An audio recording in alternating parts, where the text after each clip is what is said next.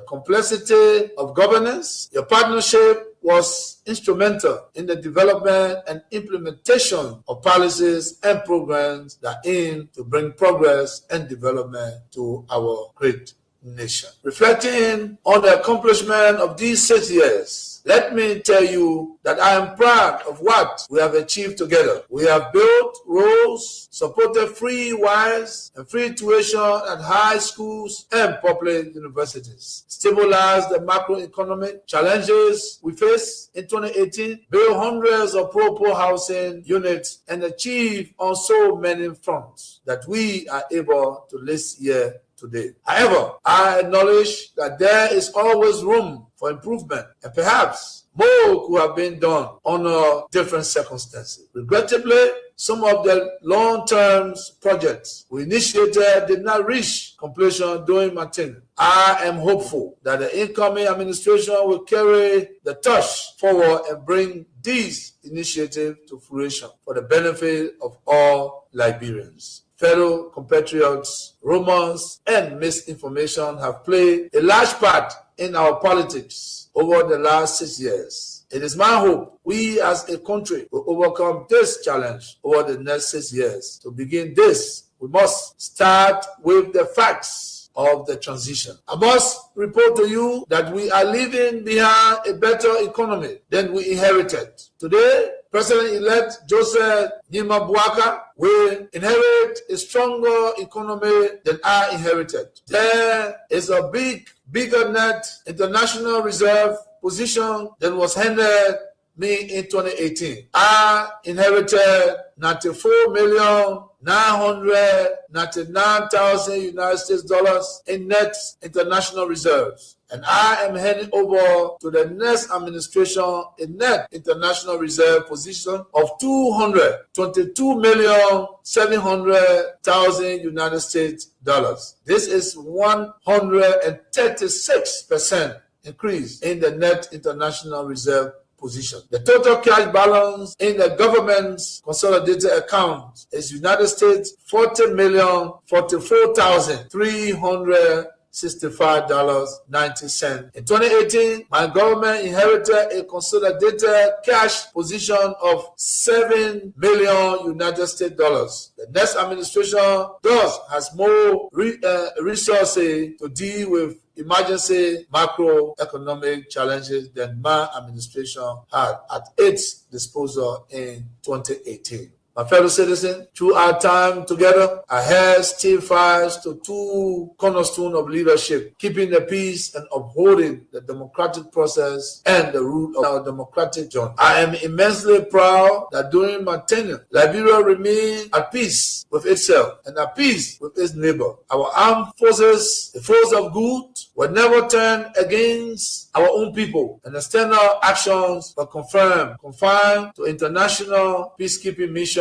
under the United Nations. This peace, sustained by our own domestic resources, is a testament to the maturity and strength of our nation. We protected the inalienable rights of every Liberian citizen as enshrined in our Constitution. Freedom of speech, assembly, and expression were not only preserved, but celebrated. There were no political prisoners or prisoners of conscience during my entire term, a testament to the development of strong democratic institutions that are now not only hailed as competent and professional, but as trusted and credible. Liberia is now regarded as a pillar of democracy in West Africa and a shining example to the world. This was only made possible through our various collaborative efforts. I want to thank all Liberians, regardless of your political affiliation, for staying the course and helping build a stronger and more vibrant nation. As I step aside as President of Liberia, I will remain actively engaged with the politics of the country as standard bearer and political leader of the Coalition for Democratic Change, the CDC, in order to ensure the continuation of our strong and vibrant democracy. I therefore urge you, my fellow citizens, to continue to be law-abiding and seek peaceful means to resolve differences. Embrace tolerance and dialogue. Let us love, one another, and come together as one people, one nation, indivisible, with liberty and justice for all. Let us remember the strength of our unity, the resilience of our democracy, and the hope that lies in the future of Liberia. As we welcome a new era, let us move forward hands in hand with a shared commitment to building a united nation that will continue to strive on observing the tenets of democracy and adhering to the rule of law. May God bless you all, and may God continue to bless the Republic of Liberia. Those who want to speak, in never be everybody happy. We are rejoicing over the defeat of the old regime. We are rejoicing for the effort to bring a new regime. Then we sit down with happiness. We go to write paper for that 79-year-old man. He's struggling to read. Then he put that, I will tell you that nation, I will tell you US, I will bring one for you. Because you think one for you, I will tell you that when you come to the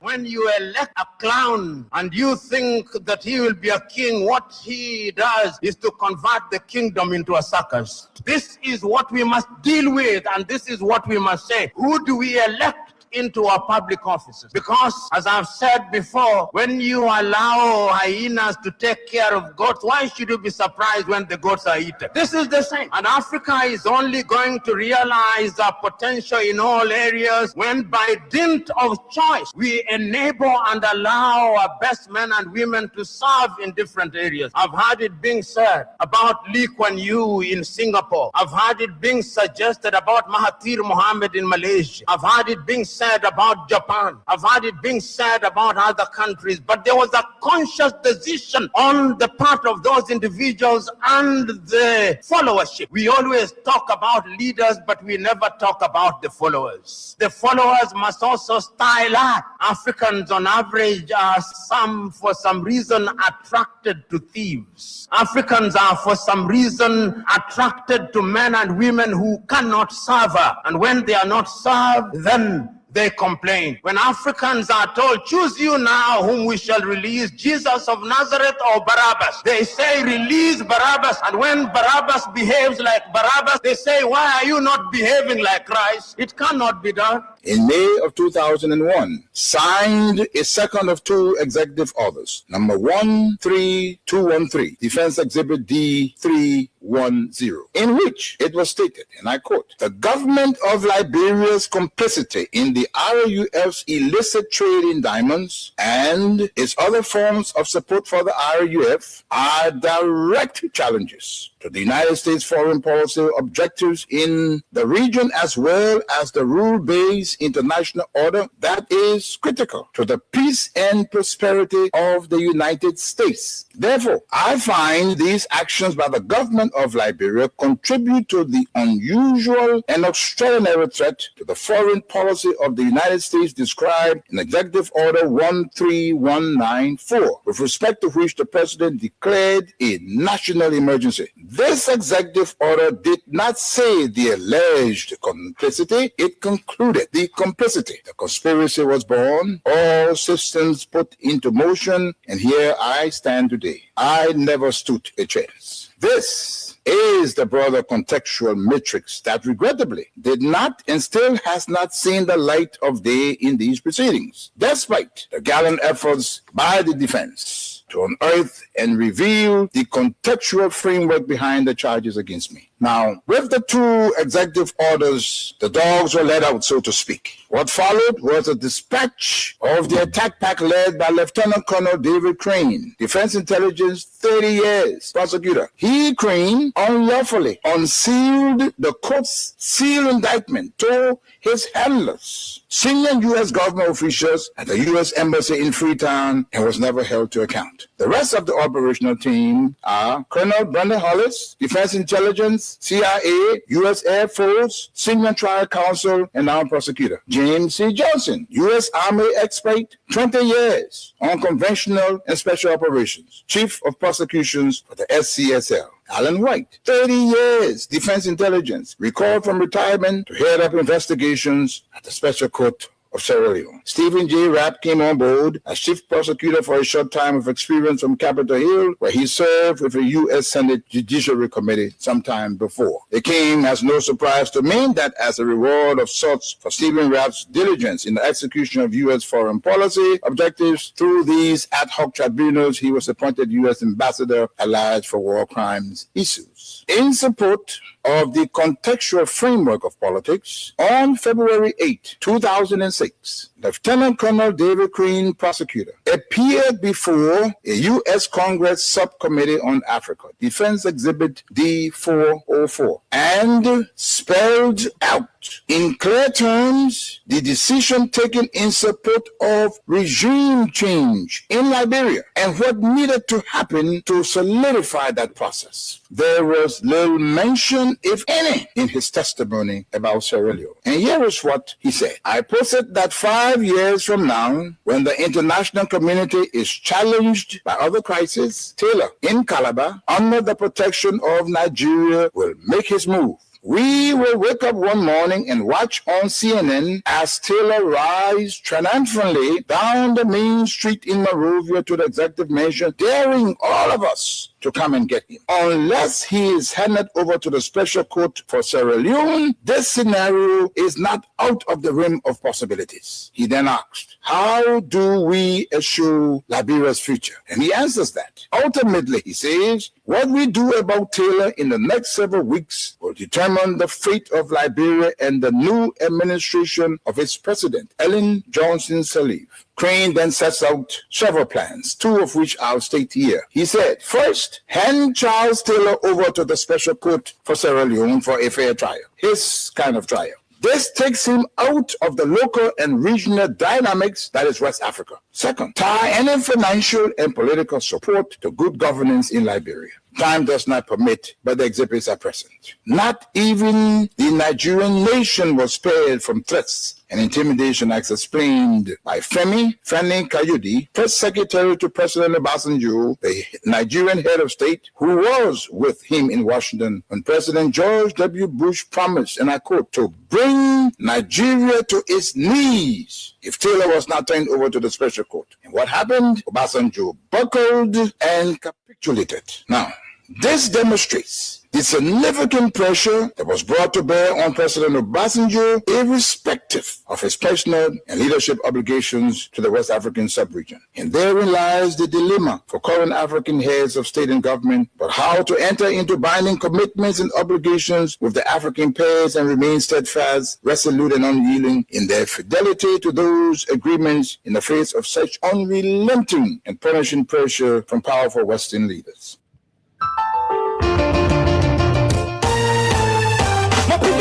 Where you at? Wake up when you stop slipping. Whip your hands, whip your hands, whip your hands, whip your. Come on. I know you're sleeping now. You gotta wake up some more, yeah? Okay, let's go.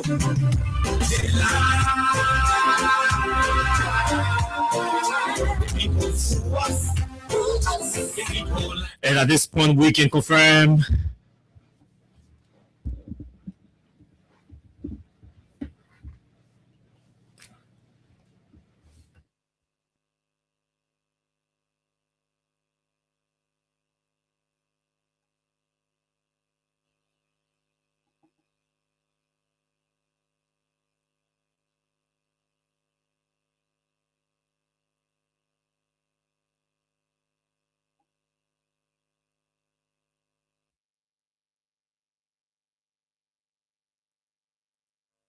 frustrate us.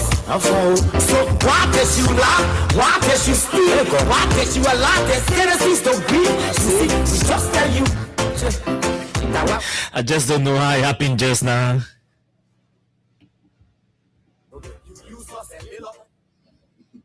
Why? The government should lie. Why? But now the question that we ask, they lie. The people who us. Okay.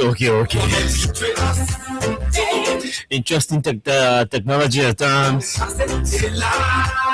But I was saying that at this point we can confirm that the government has failed on a number of fronts. And so tonight we'll be having a series of different conversations that border on the daily activities of all of us across the country. So let me say a very, very pleasant good evening to all of you across the country. Good morning, good afternoon, good evening to those of you in the diaspora, our friends, our fans, our followers, our critics, and even those of you who do not like the things we say and the way we say them. It's good to have all of you joining us tonight. This is Freedom Heart Talk, or this is Freedom FM. This is 87.9. We are broadcasting live to you from the nation's capital in Monrovia. This show is proudly sponsored by Camp Stepper Liberia, and we are in partnership with Bokondjide Group of Companies.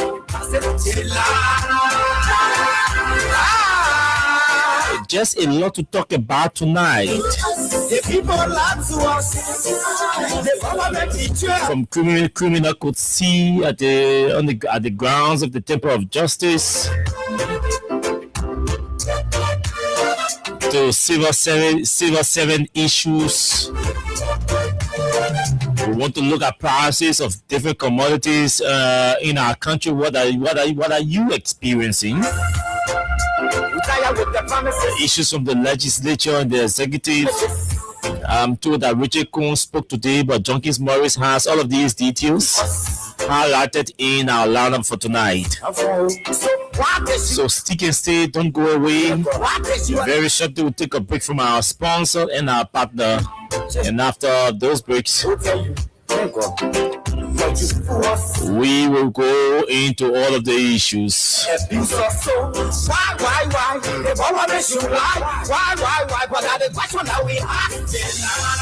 So yes, let's go for this break. Again, my name is Austin. Junkins Morris is here. Let's take a break. We'll come back. We'll run into the different issues.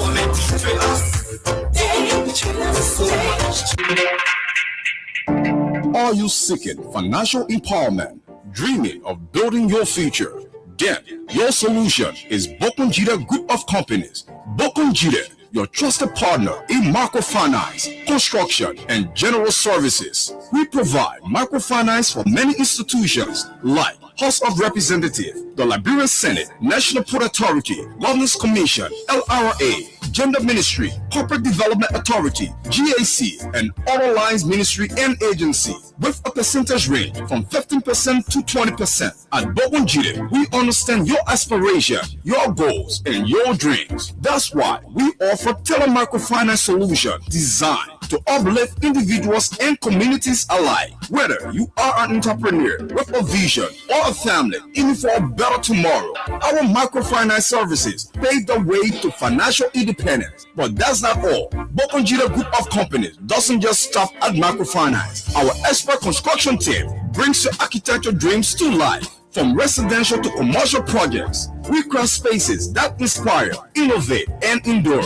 And when it comes to general services, Bokondjide is your one-stop destination. From facility management to logistics, we ensure seamless operation every step of the way. With our apartment rental and furnished apartment for long and short-term stay, you will enjoy the luxury of comfort. Join the thousands who have entrusted their dreams to Bokondjide. Experience, unmatched professionalism, dedication, and integrity. With Bokondjide Group of Companies, your success is not just a goal, it's our mission. Visit our Capitol Building office or find us in the Royal Garden Plaza on Crown Hill, Broad Street, or call today 0770-520-958 or 0777-017-603 or 086-622-599 or email Bokondjide Group of Companies at gmail.com. Bokondjide Group of Companies, microfinance, construction, general services, your partner in progress. New there, do something.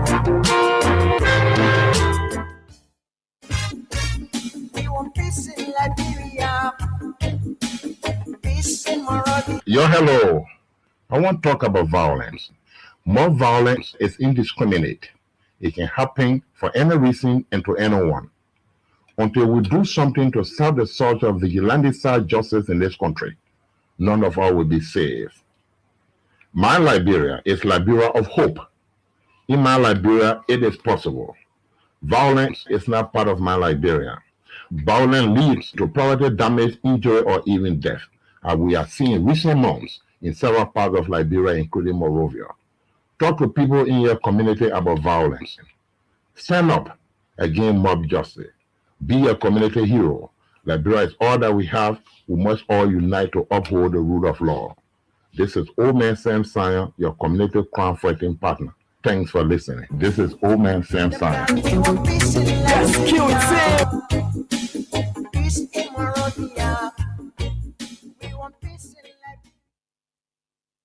Okay.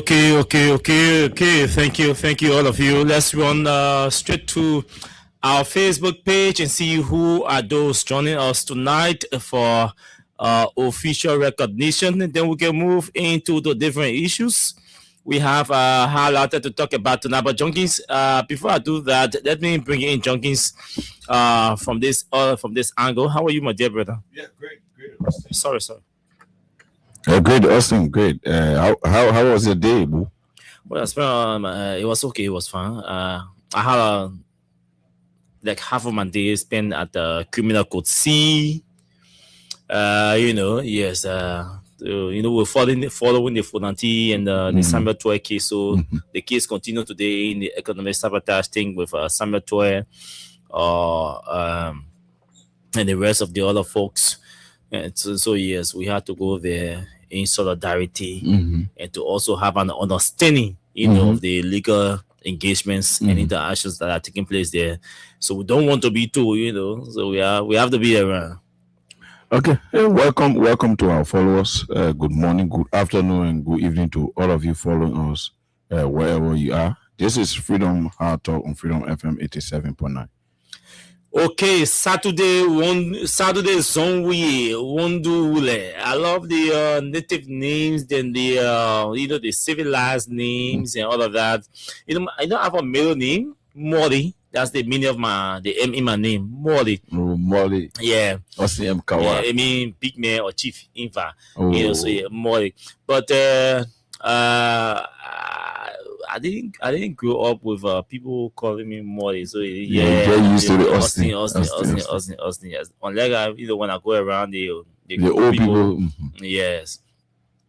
So Saturday, Zonwe Wondule from Georgia in the U.S., William W. Wulu from Upper Caldwell, Venetius Junior Bar, District 16, Mawata Bediti. Thanks to all of you for joining us tonight via our Facebook Live. Bowie Suddenly is joining us tonight from a Chicken Soup Factory.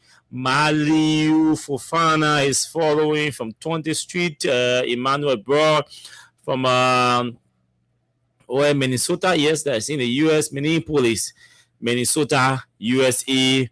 It is Thursday in the U.S. It is Thursday on this March 26th. Yes, it is also Thursday here too in the U.S. Just like you guys are 4 hours, 5 hours, depending where which state you find yourself in ahead of us. J. Augustus Help, welcome to the show. It's good to have you, Mr. Common Citizen. Papi Keita is following tonight from Dupont Road, Agatha Glasgow from Tinkers Village.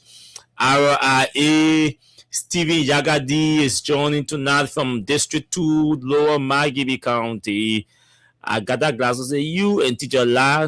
Yeah, I carry all these few days with bluffing you. God is not giving you land. Anyway, yeah, sure. God bless on that now. Juje Wonwe, Musa Sharif from Ghanarsville. Anna Kekula is watching from Waterside.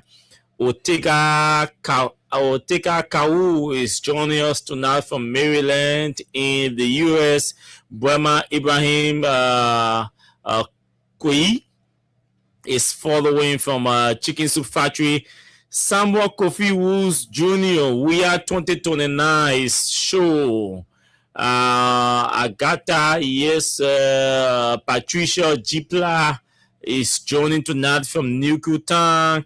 Chidi Noah is following. He said following from my rescue end. Welcome, Chidi Noah. Buema Buster Bende is joining tonight from Jamaica Road. Stevie A. Bass is joining tonight from Dakar, Senegal. Dubon Hill has joined us. Stephen Farah Jr. is following tonight from Chicken Soup Factory. Ralph Cooper from Colorado in the U.S. Welcome all of you. Abdullahi Dukley, welcome to the show. Alaska Pace following from Mount Barclay. Abu Bakar Sherif from Claratown, Mount Tony and Son is following us tonight from somewhere in Broadville. Baulo James from Pennsylvania in the U.S. Cyril Tooley is following tonight. Junkie, she sent you something. She says, Junkie, send your number to me. I want to send you something. So please send your number to Cyril Tooley. Emmanuel Yakpawolo is joining us tonight from Bond County. And it's good to have all of you tonight on the show, Junkies. We have 1 hour, 15 minutes to fire tonight. So we can do our firing within 1 hour. And then the 15 minutes can be left with the people to talk. For the last 2 weeks, I've been using transport means, commercial means, stuff.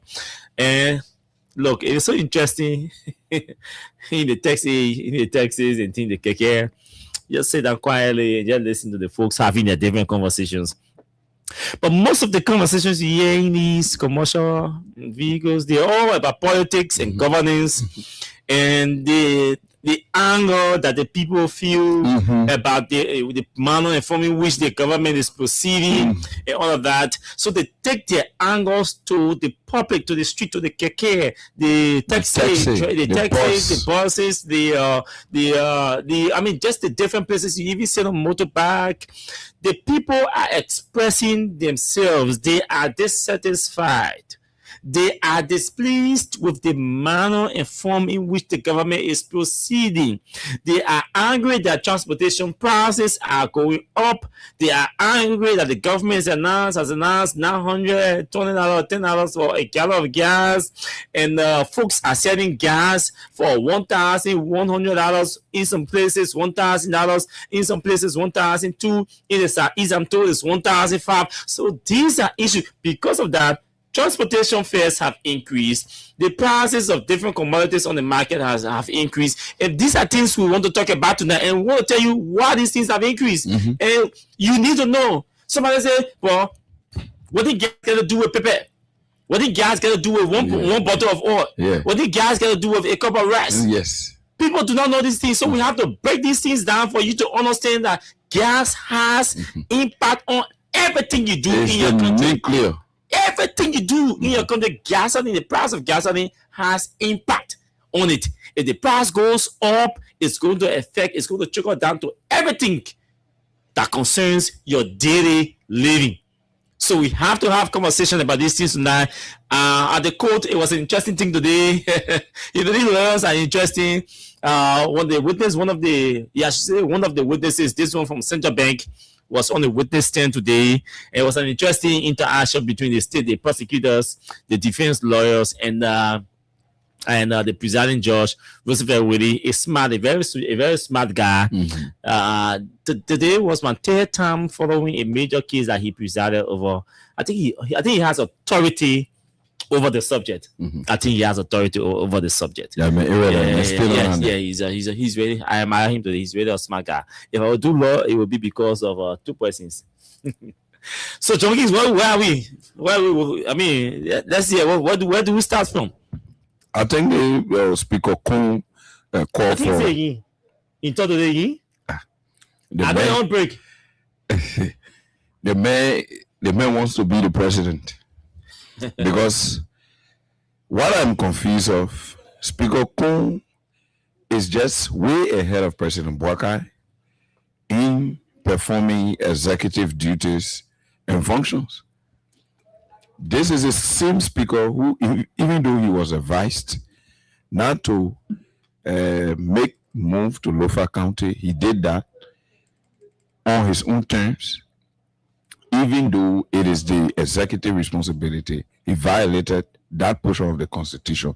And this same speaker, instead getting to the executive, having a meaningful conversation that can allow a roadmap that will lead to a peaceful resolution of this matter, Speaker Kun is playing the role of the executive. He's concerned. It's not a bad thing to be concerned.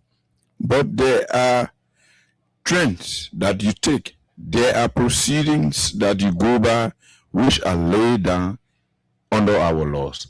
You do not carry out your own feelings when you are doing the business of the people, because there are laws governing your function as deputies of the people. Chucky, I want to make one appeal to you tonight publicly. I see that it's all we have 1 hour 30 minutes. Yeah. You really want us to spend our time on Richard Kun? Can we advance to other important people? Look, the reason I'm concerned Richard Kun is the regime speaker. what I'm concerned, At the will of the president. he has to be placed on record. So if he's attempting to usurp the functions of the president, that should not be our concern. No, he has to be placed on record. Okay, so we're placing on the record. He's on record. Okay, He's on record. we're placing on record. He's on record. The man working, the man is like the representative, permanent representative. For the office of the president to the legislature. Yeah. He's the liaison. So he's only communicating what the president has told him to communicate to the legislature. Sure. So, As the conduit between the legislature and the executive. Yeah, so that You are right. You are right. There's no need to continuously give credence to such person who does not know what he's doing. Mohammed Foley, John Miller from Kigali, Timothy Gia, all of you, welcome. He said my name is Timothy Mewon. Timothy Mewon. I hope I got your name correctly. Timothy I'm sure Mewon. that name should be Gio name. From Bonja, we are community. He said we are coming back 2029. Favor Morris, I'm disappointed in you. But anyway, it's okay. Enjoy yourself. But I'm disappointed in you. So let's make progress. So civil servants, salaries are becoming an issue. We've been receiving a lot of calls from civil servants that their pays are not coming in time. Some say the government still owes them for February. Yes. Some is the Liberian dollar component, some is the US dollar component. Some have not even taken pay in its entirety for February, and then March is on it. The truth be told, let's say this. The Minister of Finance is overwhelmed. He's stressed. The government has mismanaged with the state resources. But over 65% of what was generated for the first quarter has already been spent on national security operations. Let me repeat. And that's how, let's take our time and tell you how some of these things work, right? So the LRA raise or generates resources for the country to run the operations of government. And so I'm driving to the point where we want to justify why it is about time that Joe Barker resigns, step aside. That's what we're driving. So they divide the budget year, the fiscal year, into four. The first quarter. Into 4 quarters. The first quarter, January to March, is the first quarter. April to June, the second quarter, July to August, September, July to September, the third quarter, and then October to December, the fourth quarter. So they divide the budget year into 4 quarters. That's how LRA generates revenue. So the last quarter for last year will run into the first quarter for this year, and the government may choose to operate on 1/12. Yeah. Until the budget is the money can until the budget is approved and then funds are generated to begin the operations of the first quarter. So from January to March, this is the last week in the last month of the first. The first quarter. First quarter is almost over. It's almost over. Today is the 26th.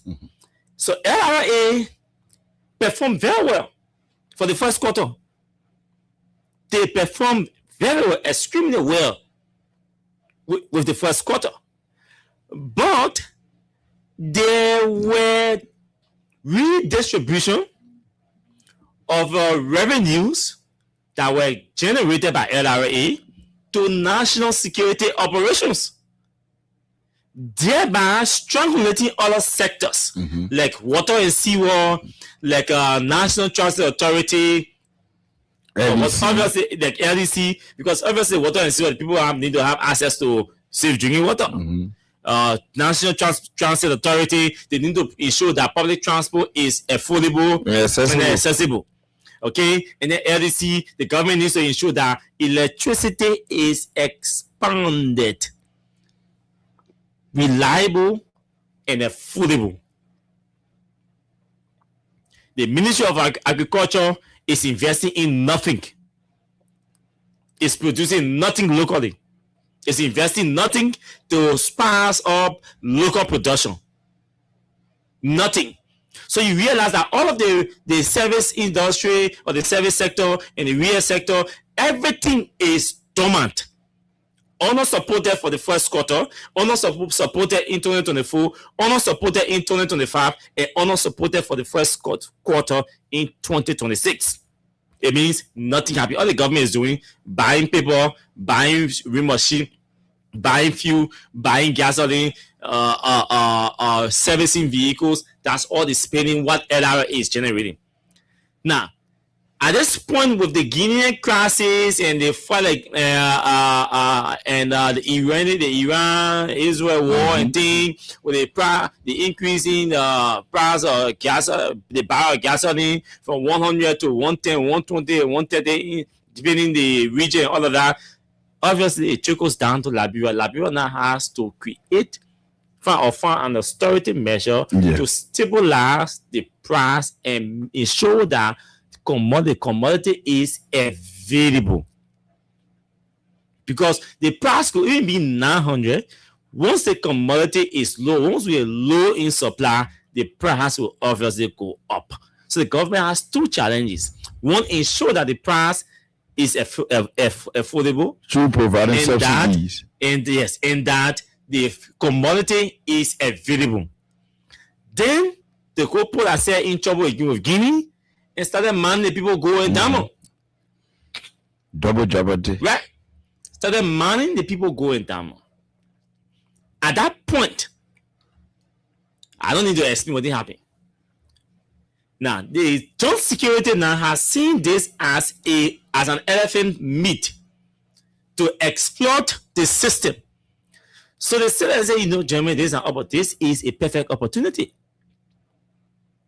So let's mobilize quick and meet and raise someone on 3 million budget for intelligence, for operation, for this. Boom, 3 million blew up. Man, there's 1.5. Boom, 1.5 gone. Boom, 1.2 gone. Before the government realized within 3 months, she has already spent over $6.5 million just on national security operations. And interestingly, the very reason why they are being investigated and are prosecuted today, this is the same reason because there's no sufficient trace or evidence to even support any or aid any audit process. But that's another conversation for another period. But we try to tell you that the government is broke. To the extent that as I'm speaking to you, Gafan is angry and has said to them, I am not releasing any other payment for national security matter until I can pay civil servants. Now they are angry with Gafan. Gafan said, if your car break down, farm means a fix it. If your girlfriend go to a woman to the hospital, you need to pay a bill on the government insurance. Go pay yourself. We're not paying insurance. We're not releasing anything on insurance. We're not doing nothing. Domestic debts, hold on. We're not doing anything. National security operations, hold on. We're not paying any money. We have to pay Civil 7. It's been running 3 weeks. They can't generate money to pay Civil 7. Because what? No money. LRA has performed for the first quarter. LRA is preparing for the second quarter of the budget year. What do they get the money from? The maintenance are passing. Oh, I'm looking for money to borrow to pay Civil 7. For individual to pay Civil 7. You can't put everything on hold. The cemetery case is also consuming money because you have to pay prosecutors, you have to pay stay gathering information, they hiring media people and things to start running with wrong narrative about the Fonati case and the Toy case and all that. So the government foundation case. So the as a recovery people too, and LCC people. So the government has been spending useless spending to, as you emphasize, useless spending on political cases. Then investing the money in the real sector. Now the government is strangulated. The system is paralyzed. The system is on pause, just waiting for any crumbs down to grab and start processing civil servant salaries. Civil servants are angry because they cannot get their pay on time, and they will not get paid on time for this month anyway. The people in the market are angry because already people are not buying. They were already complaining that people were not buying. Then the money they are spending on transportation for transport of goods and services to move the goods and services from one point to another is huge. The woman who had to leave Douala to come to Vata Bridge to sell tissue or napkin in the traffic, she was paying $50 before. Now she's paying $100. When she goes to the shop to buy the tissue, the whole case, if you're paying $1,500, she's now paying $2,000. Two things have increased. Her transportation fares has increased. The price for the tissue has also increased. It means the $550 that has been added just for her to go leave her house, go and get her goods to go sell.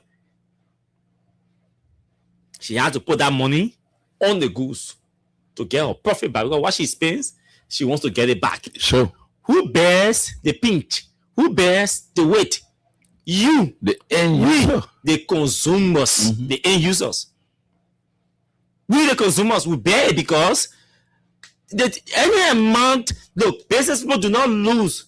No. Any amount they spend to buy that goods, they sit down and calculate all their expenses and put it on the commodity or the service. To be able to generate They give it to you. They give it to you. Me. He. The consumers. The end users. So when you go in the market, the old man tells you that, oh yes, a bottle of red oil now is now $100. That used to be $50. Don't complain, because to take that oil from our house to Douala, the price has increased. If you're paying $50 from Broadview to Douala Market in Keke, and you're paying $20 for the oil gallon in the Keke, she's now paying $50 for the oil gallon and $100 for herself. When she gets to the Douala Market, she will obviously add all her expenses for the day on that goods. Because the service they provide you. So the government announced $910 for a price of gasoline. The government does not even have the capacity to ensure that gasoline is sold at $910. And this is the disgusting thing about A. Jenkins.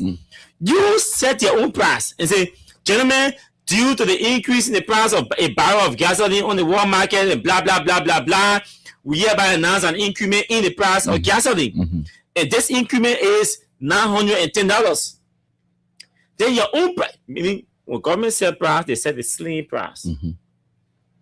Meaning Joking knows what slim price is, so I mean it's but for those of you who don't know what a slim price is, it means the highest price. You can't sell above. No. So government comes to say a price of gasoline, a gallon of gasoline will be sold at $910. It means nobody is supposed to sell above that amount. 910. You can sell for 900. You can sell for 850, 825, 875, or 910. But nobody is supposed to go above 910. Instead of the government keeping the price at 910, people are selling above $910. Because of that, the price of commodities have increased. In fact, are increasing, including transportation. In the face of the government, and the government cannot do anything.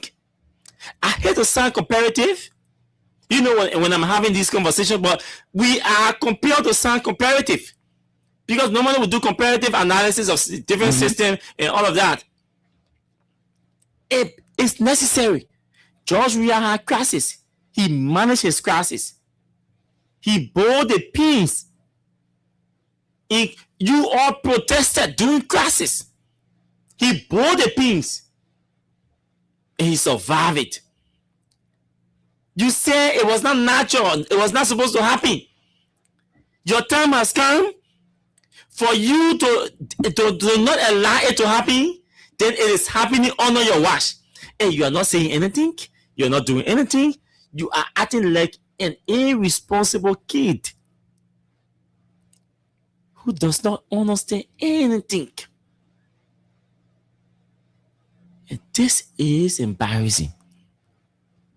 See, Liberians are so. That's what I want to ask you, Liberians. Tell us, talk to us. Where do you live? How much do you pay for transportation? How much were you buying a cup of rice before? How much are you buying a cup of rice now? How much were you buying a gallon of gas? How much are you buying a gallon of gas now? Let's talk. Let's have a conversation about these things. Because the government can build all of the roads all around the country. If you cannot go to bed with your stomach filled, those things mean nothing to you. You will die from starvation, driving or riding or walking on a paved road, leading to your house, because you don't have food to eat, but you have good roads to walk on. You don't have food to eat, but you have electricity. What will you put on? What will you put on? Well, you do not have money to even put in your recharge your DSTV or Satcom. So the electricity becomes useless and meaningless to you. Economic choice. What do the people need? What are their needs? How do we address their needs? Does building these roads put food on the table? If yes, how? We have to ask ourselves these critical questions to find solutions to the problems, to the bread and butter issues. Bread and butter issue mean only rice. No. When an economist tells you about bread and butter issue, he's not just telling you to cook rice and put potato grain on it and put it on the table for you to eat. In the process of getting the rice. Okay, yes, you ate, but when did you eat? Bread and butter issue. So it's not just about when they say bread and butter, it means the man must have bread, beans, and rice to eat. How did he get the beans and rice to eat? The struggle he went through to get the beans and rice to eat matters. It matters. When did he get it? The man supposed to eat at least 2 times a day in Liberia by our country, our standard. Food standard say 3 times a day. But at least Liberia 2 times a day, right? We say 2. Yeah, even in Liberia, we cannot times. afford a daily meal. A complete meal. Right? So the man will wake up in the morning, he can't even get a full meal to eat.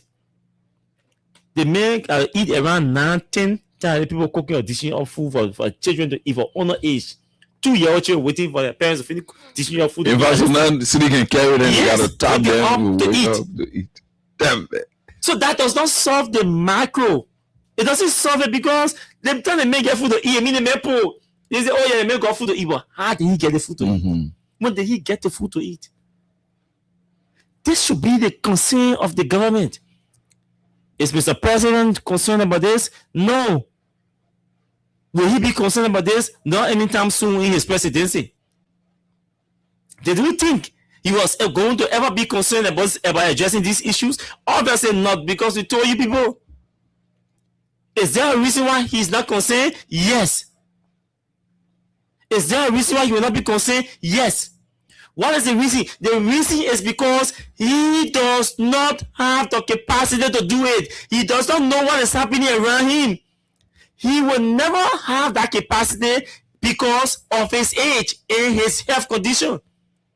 So he will never know what is happening around him. Because the day people that PR and Kula start telling Joe Barker what is happening around him, they mean a funeral service will come and start organizing. Sure. The day PR, who's supposed to brief the president every Monday? The day Kula was supposed to sit in that weekly briefing, the Minister of Justice. The day those people start telling the president what is happening around him, it means the religious advisor will have to start preparing, and Effort Baptist Church, we have to start preparing a funeral service. Or I mean, a cardiac arrest is Yes. in the making. Obviously. So you can't tell him it. That's why they have restricted him. Even when he was refusing, they went to his doctors.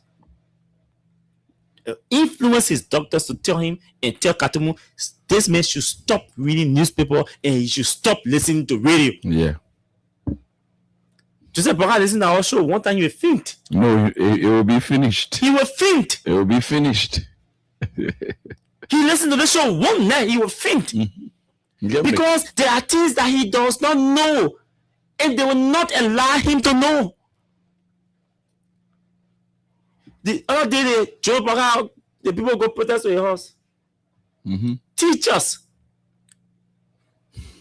religious, traditional leaders went to his house to protest for the establishment of War Economic Crime School. The papa got to know, he asked, what happening?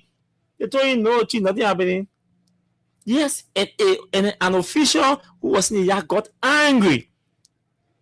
They told him, no, nothing happening. You know, the young people, they saw the convoy, we start a convoy, people can be beating everything. People, they can't speak. And we don't have time now to talk to them, so we have to go. The person sits in the car, he's sleeping. Two person, he's sandwich, but 2 person. But 2 person. He don't go leap to look what happened in Osa. The first person gets Osa offense, EPS officer are already there to clear the way, push the profile over the road so he doesn't even see them. Mama Kapele is shocked at the people, I'm told. The person cannot see the people in this kind of mood. EPF remove them. Yes. You can't tell leader. Call in corner. Boom, Baraka can't pass. So these are the kind of critical fixing they're doing for Joe Baraka. They're fixing things. And imagine you take Freedom FM and put Freedom FM on in the morning or in there. Now you're going to make the paper to faint. He will fit you. The paper will crush. He will crumble. He will crumble down to the ground. It will be finished. The country is a mess. I mean, the president has enough reasons now. The president has legitimate reason now to step aside. Initially, there was no reason, but now he has legitimate reason to step aside. Do I want him to step aside? No. Why? Because it's going to be a disaster. The entire system will break down. That would be worse than ridiculous. Jeremiah couldn't get ABC capacity. His capacity is equal to ABC. Not before that, 1947 ABC are talking about. Sure. 1989 ABC are talking about. Yes, In 2023, AB, I mean, in the 21st century, and 2026 ABC, no. far from managing anything. You pull Jeremiah Kun down, you take spirit and first grade student, you pull here. That the child will disgrace Jeremiah Kun. Definitely. You take Jeremiah Kun and pull here. It's a kind of leadership. You take Sotemo, first grade student, you pull him or her here. Say, can't argue with Jeremiah Kun. They will bury him. Yes. So the main brain is that the main man is that main to the first grade student aspirating or Sotemo. The man get one argument. That man has an ABC capacity of a public school. No offense to the public school, but a reality. That man has ABC capacity. So you make him president, the system is going to crumble. That's why some of us say, hey God, every day we pray for Joe Biden. Joe Biden has plenty of people praying for him. Because we want him to stay on and fix the problem and use his 42 years experience to fix the problem that he said. The man said we took a man's job and give it to a boy.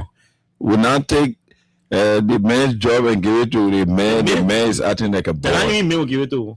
We took the man's job and give it to a great grandpa. Yeah. The great grandpa acting like a kid. They make him do anything. The man weak. He lazy. He's fisi. The one. The man flunk. At the warden. Damn. Biggest political flunky in our country. Joe Walker. He's chakla everything. Spoil, you not understanding nothing. He just car weapon. Yeah. He just shaking the car weapon. He can't understand anything. He looks left, he looks right, left. He doesn't understand anything. Where to go, what to do. No. He's lost. He's in the wilderness. Nobody can help him. So all they do now is to fight internally. That's all they do. But at the end of the day, see this thing. Your territory. Mm-hmm. You lost a portion of your country. You lost a portion of your territory to your neighboring country. No response, nothing. Look, this is the highest disrespect to the dignity of our sovereignty, to the integrity of our sovereignty. This is the least that Bwaka was supposed to settle for. Mm-hmm. That you cannot use that the man who now has the man's job cannot use his man's experience and his man's connection to convince or negotiate or find solution to a problem involving a boy, another boy who is in charge of his country. You call Jowiya a boy. Jowiya is a smaller boy to Jowiya. Mm-hmm. And you cannot even convince him. The entire system cannot convince the smaller boy to George Weah, who's in charge of Guinea. But you see, they say monkey can leave a black hand behind. When you can steal and you can lie, it's dangerous. Anywhere you go, that man will be shown. Say 99 days for rogue. 1 day for master. Today, the master has caught the criminal. Mm-hmm. It has brought our country to shame and disgrace. Yes. Shame and disgrace. You lost your territory. Portion of your territory. Look, great countries went to war on territorial dispute to regain their territory. Why do you think people like Adolf Hitler held up their fought war? Go read about the Treaty of Westphalia. How did it come about? It was intended to regain the last country, to gain independence, stay on their own, and reclaim their territories. Start to govern themselves, free themselves from Western or regional influence. Today we have the Soviet Union broken. Wow, Germany and Russia and Austin and one that own in France then. Belgium. Even the Bahrain is still striking Balis. For instance, today Bahrain gets important. If they get importance, we get two business with them. That one is still struggling, but it's a space that is standing with huge influence. Whether it's geopolitics or the global economy. Hong Kong. In Liberia, with one of the oldest presidents in the war, he cannot even convince a 42-year-old boy to In fact, I listened to the former Minister of Lands, Mines and Energy, Wilmot P. He's asking Mr. Bouaka not to play the victim in this situation. Liberia has to strengthen her tie with the U.S. Yeah, the analysis. Right now, the global South and this old world order led by the United States are, I would say, struggling for influence. Because right now there are alliances, realignment, cross-carpeting, and people, breaking friendship, and new friendships are being established. And I want to agree with him. Guinea, if you follow Guinea in recent time, Guinea is under the ambit of the Russians' influence. Guinea right now have already chosen Hossa. Where the war is now, the major powers are seeking alliances from the developing countries that don't have the strength that they have. So Liberia has to define her role. If Liberia is in alignment or alliance with the U.S., Liberia has to state that. But do you think Liberia can even define her role? Liberia cannot define her role. There where we are. The president, the West will define Liberia's role. But President Bouaka has a stake in this. President Bouaka has representative at the UN. President Bouaka has representative at our international protocols that should make sure our role is defined, wherein if we are being encroached on, we are being injured, our allies will stand with us. We stand with our allies and they will stand with us. So, the BU, is supposed to go to your parliament, they complain. So, the message no, go to my pa or my mother, they complain. I'll go to my pa friend. Mm-hmm. Or the person will be me, I'll go to the person friend. Mm-hmm. I will go tell the person people. I'll go tell the person people. So the main BU, then you go complain to the main people. Yeah, instead of telling your father. Oh, yeah. That's what Liberia doing. So we've not defined the role. You not run to France to. I mean, you not run to America. Giving him beer. You not slap me. That you're living with our part. Then you run to France. Then you run to France. That Guinea living with. It's like first Guinea is even leaving the French. Already. Yeah. So Guinea is not on the French. So the president diplomatically, the president has to put his eyes together. Look, like you can say, look, Jenkins, Bouaka has to accept it as an own goal and move on. The only thing he needs to do is admit publicly that he failed. It will be disastrous. Because it will be that disastrous.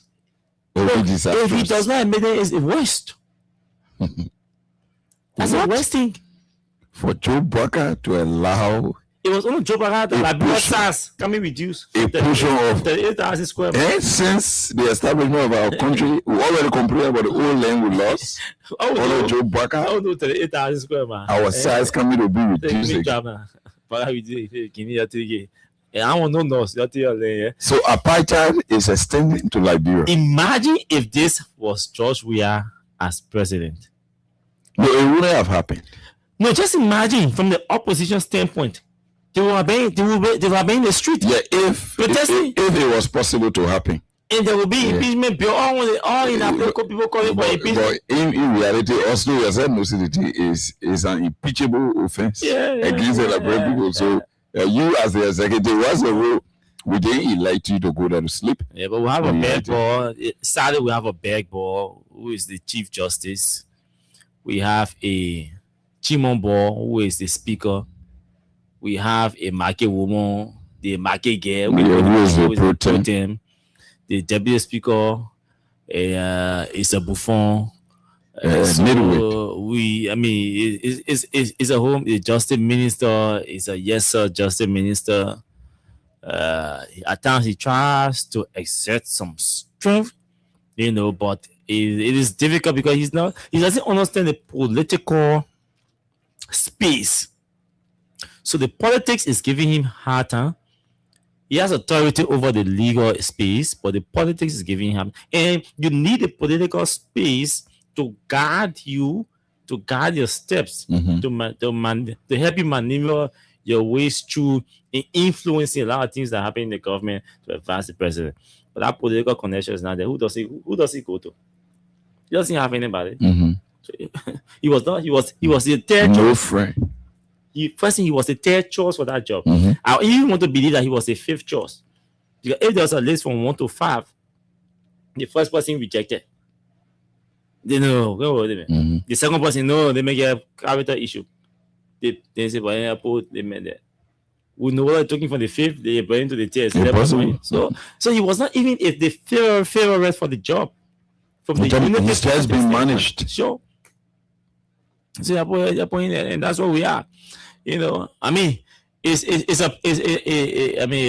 an embarrassment. It's a shame, but we all have to just do two things. We have to accept certain realities, but criticize it, and we have to reject certain happenings. The president is not in charge of the country. The president is weak. He has been weak from day one. And that's why President Sirleaf could never trust him with the governance of this country. But again, the political class has a way of maneuvering, the ways through the influencing rallying on the gullibility of the society, the ordinary voters, placing a spin on almost everything. Even if it will cause them to lie, they will lie to ensure that they come to power. Now they are in power and they cannot pull the trigger. They cannot get the doors open, to get things working. And it's just all off track. He's on the track now. If you want to know the speed of the racing car, we put on the track. Those were his voice. We put the track, all the public parable you were using. Nothing happening. Yeah. We put the race car on the track. The race car can't even sit on the track. And I think it was better to be in the garage. The racer does not even understand how to even start the car. From day one, the racer they try putting in the car, he fainted. He could not even stand the weight, the pressure from the steering. He fainted. Went off. Failing. Can't even come back. From that day, I told some people, I said, they men can drive the car. They race out. Who just hold the wheel and start the car. The men, he's fumbling. He fainted. Damn, man. Oh, race that day for that day. And then the psychological impact left with him for the rest of his life. So every time he sees that race car, he says, "You're not going near you." He will continue to remember that. He will continue to remember it. All day you want race. Put the race, put me on the track. If you want to test the race car, put the car on the track. You put the car on the track, the car give up. Nothing he can do. Big Muff Omega. You see Omega, Big Muff. He criticized everybody. talking about mineral You know this, development agreement all around here. What are you doing? Do you remember Joe Biden told you he was never going to run on Elling's legacy? Yes.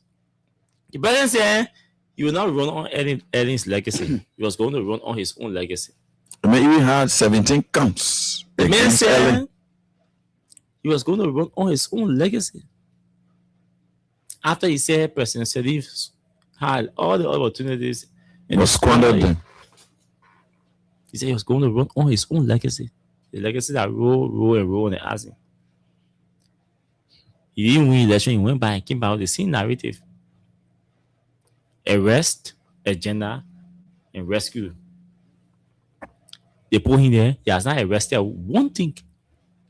Nothing he has arrested. Because you have to arrest before you rescue. Yeah. But he has not arrested anything. Poverty is still increasing by at least 1.8% a year on Joe Biden. More and more people are going into poverty. More and more people are going into poverty. Under Joe Biden, all the prices of major commodities have increased in 2024 under Joe Biden. There's nothing you can point to. They say this is the price. They say it has not increased. Everything has increased under Joe Biden. You go to the port, speak with importers. They cry every day. Joe Biden criticized Metex and GTMS and APM terminal. He came back and they renew all those concession agreements and reduce government's royalty. Yes. They may criticize APM terminal. He criticized GTMS. He criticized Metex. He came back and renewed all three. He changed one. Even the steel dairy service that the government at APM terminal was supposed to turn over after their concession expired. They renegotiated the steel dairy service and turned it back over to APM terminal. APM terminals to continue a service that is capable of providing at least 10,000 jobs for Liberians. They turned that over. They turn that over to them. So you're continuing managing under Joe Biden. These are the things that they don't talk about. These are the things they spoke about, loudly spoke about when they were in opposition. These are the things they dare not talk about. You ask them, they get angry when they give you cheek. Public Works giving her all of the solutions to Liberia's road. CDC was going too slow with the road because they were eating the money. Bridge to bridge project. The whole dry season. We come and get in there. We come and enter the rainy season. The road ain't probably looking down go here. But they have all of the solutions to the problem. Yeah. Yes. They say, oh, the reason why the bridge to bridge project did not go on because Roof Cover Collins they ate the money. Today, 3 years running, bridge to bridge. He ain't probably looking down go. These are the things they will not tell you about, but we have to remind you about these things. Where's the Ramos International Airport that Joey asked for? Have they fixed it?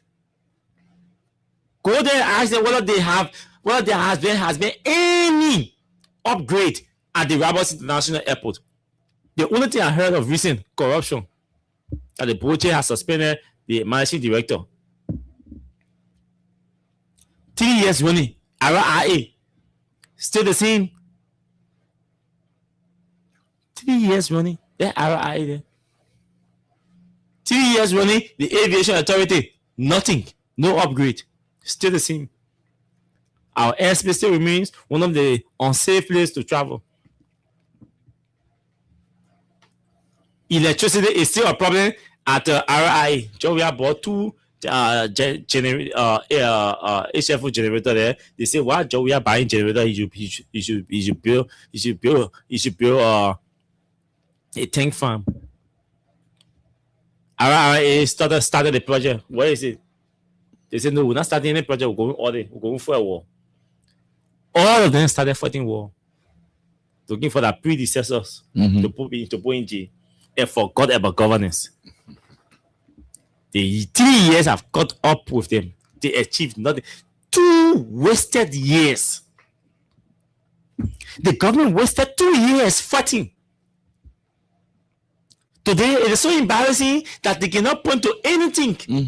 The government wasted 2 years, 2 freaking solid, important years that they could have used to build a solid foundation that would drive their governance process into prosperity. They wasted those 2 years, including the tier 1. They are still wasting it. See the multiple political witch hunt cases they have.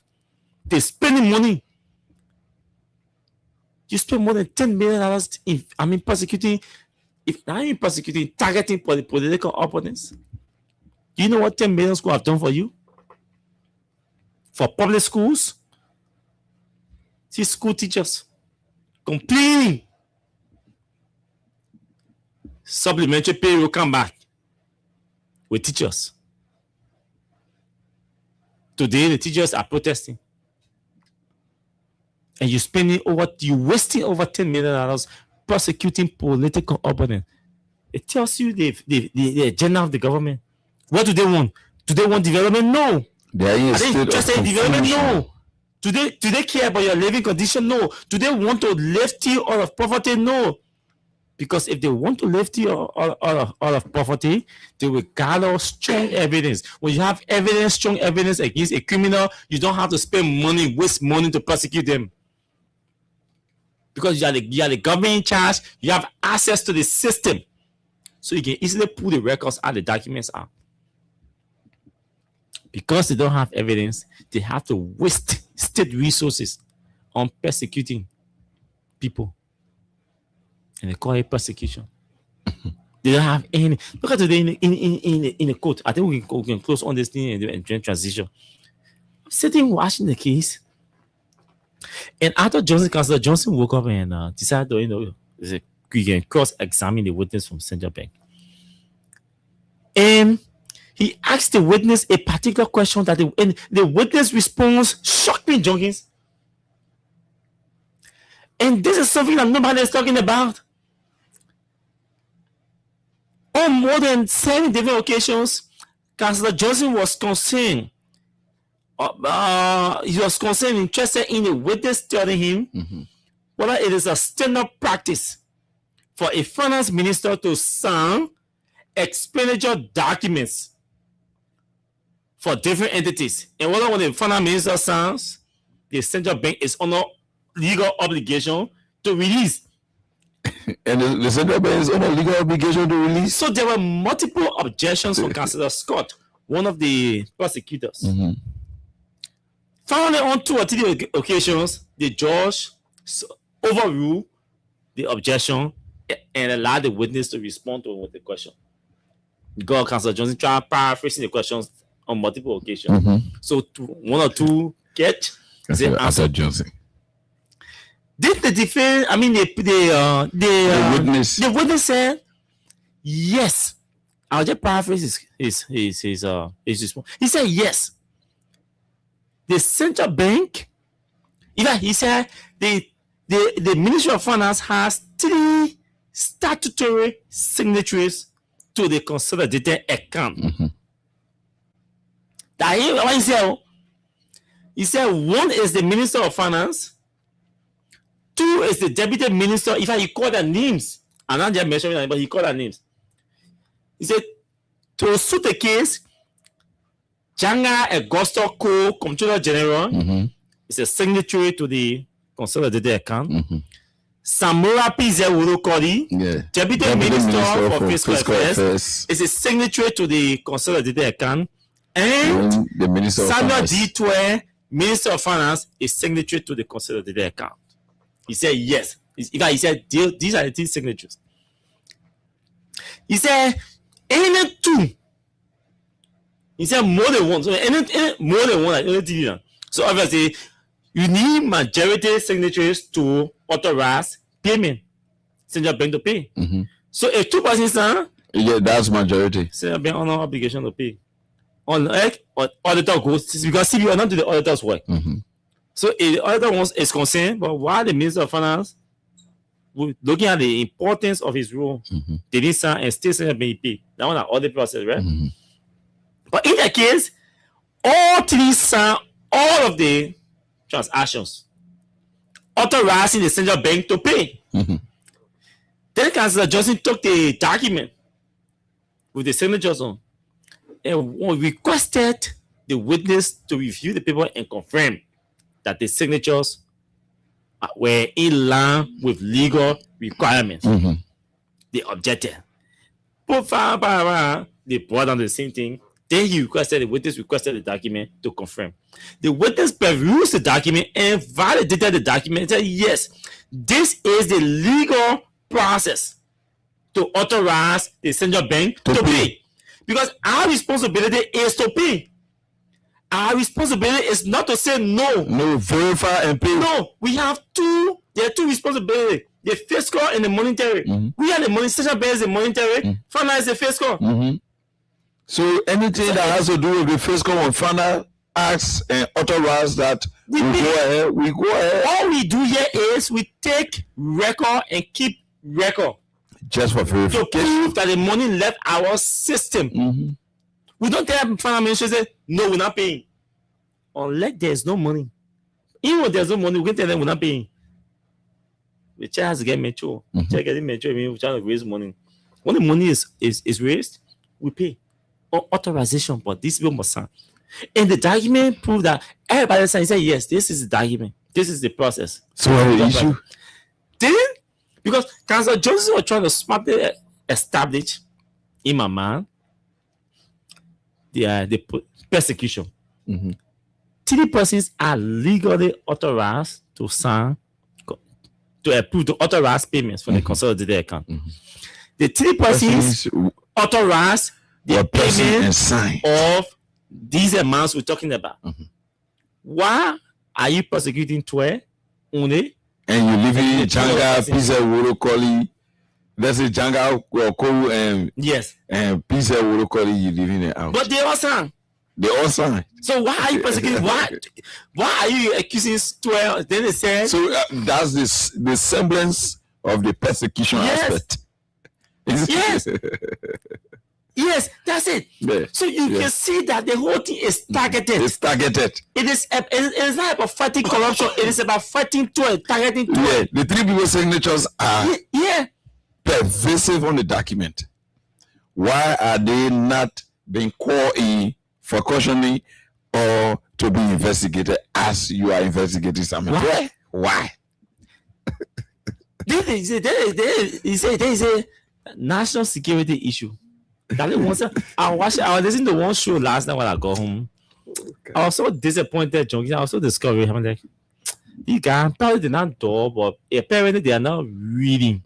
Sure. You know, including a lawyer was on the show. I'll call his name, the ANC chairman, Councillor Gu. I heard Councillor Gu talking about trees. There will be someone on paper. Even that is paying national security money, and there should be someone on paper. Which people? That's the question, huh? People will say we gave Johnny Morris 5 million for Johnny Morris to keep eye on Austin. Sound like, hey, council. So what kind of people? Because they're persecuting now. So they're confused. They're looking for something one way or the other. And then what kind of people? Some way, somehow, something will come out. How the people should be? Who will authorize? Who will sign the paper? Who will sign the paper? Because you're not going to do government money and not sign paper. So who will sign the paper? Who will sign the Who will paper? authorize that person to sign? Who gave that person authorizing that person the authority to authorize somebody to sign? It doesn't want money documentary. It's just ordinary like that. I say somebody tells a lawyer national security expenditure. Man, open their mind and say, where they do all that money? Say national security, and that to him will be laugh. That to him will be protection. You think Joseph Boakai spent $1.2 million? The government spent $1.2 million to upgrade Joseph Boakai motorcade. That's protection. That's security. It's expensive. You don't hear me put my money in Joseph Boakai vehicle, baby. You see that? Because you see, experience matters a lot. You have to understand certain things and try not to politicize it. Because tomorrow the time comes, you will sound like they don't. If you start telling say, we're sorry, we didn't understand the reality, now we know the reality, we apologize to CDC for criticizing or condemning the use of private jet. This is the very thing they're doing. They criticized George Weah using private jet. They came back, they were ashamed and everything. They don't have to muster the courage to come and publicly apologize for criticizing George Weah's use of private jet. Because they thought it was just easy and ordinary for a person to just walk to the terminal, just get in commercial flight and leave the country at the time of the flight. Not at the protocol. Today they apologize. Same thing we're talking here. You don't spend $1.2 million to buy vehicle for Joseph Boakai. To go buy that vehicle, you can tell the person what you're buying the vehicle for. Sometimes you want to use tail or fifth party set because you don't even want the company to have choice. Because these international these Taliban and these terrorist people, they have a way of tracing these different transactions and projects. So you have to be very sensitive. And this is where intelligence comes in. And so intelligence is expensive. It's expensive. I don't know why we in this country take intelligence to be the ordinary thing or what. I don't know. But it's expensive. But then they thought it was just a play. 200 walking to Central Bank, $500,000 US, and go start having party. $500,000, that peanut. The president spent $1.2 million on to upgrade his fleet. You thought you were talking about $500,000. Obviously, I say $2.2 million. Sequence of national security events. You go into election. You think election security a joke? You think that all the money for election security you put in the budget? So they went for security, they went for intelligence, and they put on. So you list everything in neck. You put everything on the neck. You put everything on the neck. Where neck has the authority to preside over election. But neck is now a member of the National Security Council. So you can't make them privilege. You can't give them that privilege. Privilege to intelligence issues. They have nothing to do with it. The government responsibility is to ensure that the space, our territory is safe and secure for NEC to move into the bushes and conduct election. That NEC responsibility to provide security for us. Yeah? When I talk about election security, our NEC budget, all that kind of things. But again, two group of people. One group are naive. One group of people, they just find themselves to be naive. Another group of people, they just unnecessarily political about everything. They politicize everything. At the end of the day, they come back to apologize. I was thinking, I said, but these lawyers I see here, the lawyers on the two sides, I saw some serious lawyers, politics aside, I saw some good lawyers from the both team. But it's embarrassing to the prosecutors. I was really embarrassed for them. Good lawyers, but I was embarrassed for them because they are still struggling for evidence. They don't have it. They don't have the They are evidence. still struggling for evidence. I thought before you present a case before court, there should be sufficient Imagine evidence. Ledger that enlist transactions. The prosecutors They are ask asking. the judge to subpoena the central bank and request them to produce the ledger. Amen. So in the why middle of a serious So why did you go to case. court? In case that ledger is not available? No, in case it is available and there's nothing on the ledger that speaks to the transaction. National security and put on ledger. They will not go put it on ledger. So what would be the next They argument? buying time. Didn't get right evidence. So all we do, let's buy time. Let's buy time. That's all. They buying time. They Let's got buy time. evidence. So they're using the legal maneuvering thing to buy time and drag the case. They don't have evidence. No evidence. So that's bad time. No evidence. So the judge say, you know what I mean? They on money. They instructed they collect money. Rest in the central bank to be here. Money will come into the court. Money 10 o'clock. All the parties should be here. So they get Friday to morning. We send a bell and say time too short and thin. So please give us so time. Just okay. The case will soon come by Tuesday again or Thursday again. So they're buying time. They do bad time. They're buying time. But we'll be there Monday. Sure. Monday will be there. We'll be there to cover it. But they get nothing. Did you look joking? If with the government, but now there are two things I would have considered. I would talk. I can talk one because we are already actively back into politics. But I can talk the other one because maybe it appear that we're revealing some things to them. When George Weah announced that he was going to retire at 65 and going to election, I mean he will already be 2-3 years to serve as president. Because if he's elected 2029, I mean you have 2-3 years to be 65. What happened with the balance of remaining age? He's talking about retirement at 65. We are selling Baga. They are free, right? Go enjoy yourself any presidency. The old man that comes to power, he allows arrogance and ignorance to fool him. He starts fighting. Instead of mending They will fences. say, I'm going to be president. Yeah. Instead of mending fences, retire. he start fighting. The man who is willingly saying, I want to, even though I give him the power, but still, I will still want to retire At 65. at 65. You still don't have a clue that this is somebody who is selfless. The most popular human being in Liberia that I've been at Georgia. The most popular opposition Since the foundation of this country, yes.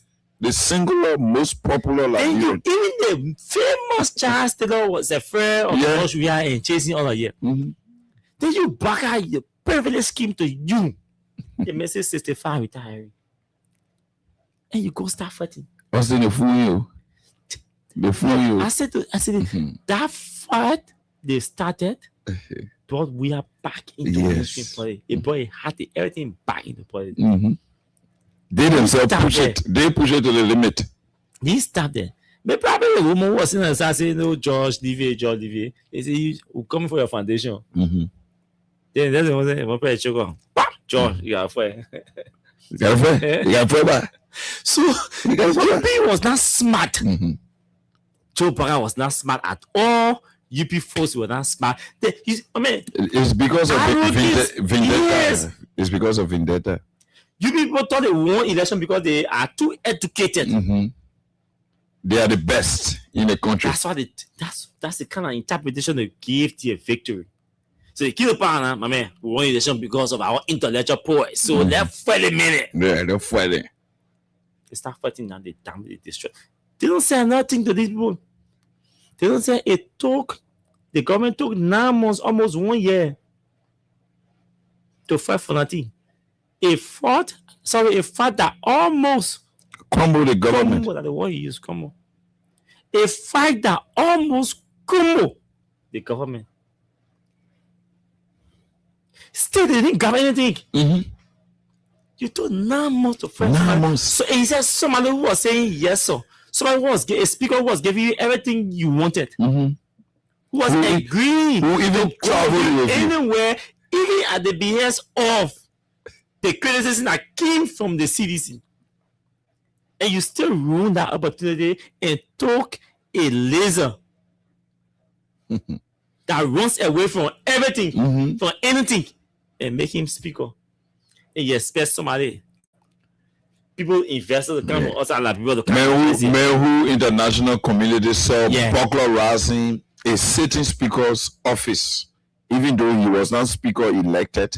Saw international community, the whole world, saw him busting into a vehicle belonging to another honorable lawmaker who and him shared similar legislative. If my friend watched a video from the U.S. embassy, and she was like, "What's happening? Is it normal?" Yeah. Is it normal? we're in a gallery, you know, on the normal media. Media conversation. What's happening? Is he normal? Is he okay? I'm like, also, if you do critical analysis of the trend of event in regards to the Capitol building arson case, the only person that can be the prompt suspect in this case and that this case can be linked to is the now de facto speaker. The reason is simple. Along the way, he had shown to the entire world that he's violent.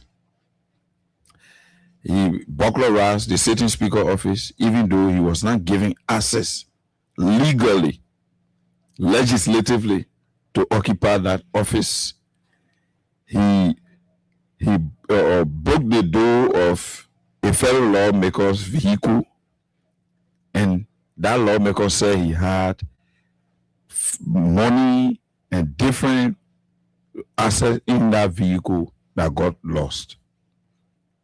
If you follow that trend, in no time, the Capitol building got on fire.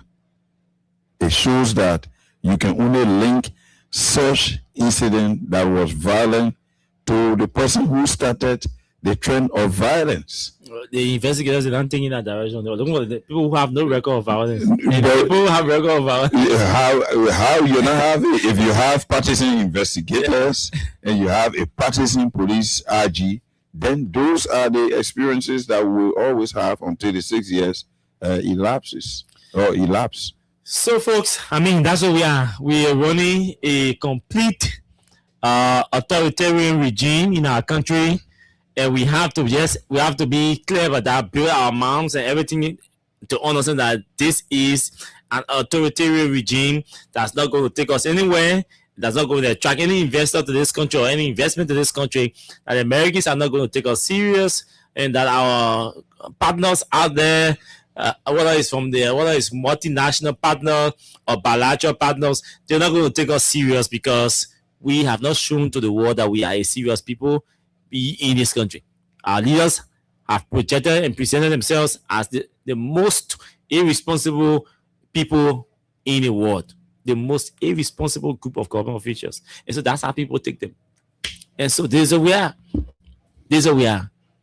For Baga, forgetting, we have high respect for him, and our respect is not going to dwindle, but we have to speak the facts to him. Sure. He's a disaster. And he has to be told that he is a disaster to our country. A serious punishment on Liberia. If he wants to change that, I'm not too sure he has a space to do it. It's late. He wasted 2 important years. This 10 years already, or waste no time. 2027. And with the compounding complex situation being faced with on the international stage, regionally, sub-regionally, internally, I think Joe Bucker is caught up in the web. Let's talk the issues: water, electricity, transportation fare, the price of basic consumables in the marketplaces. Whether you're a keke rider, taxi driver,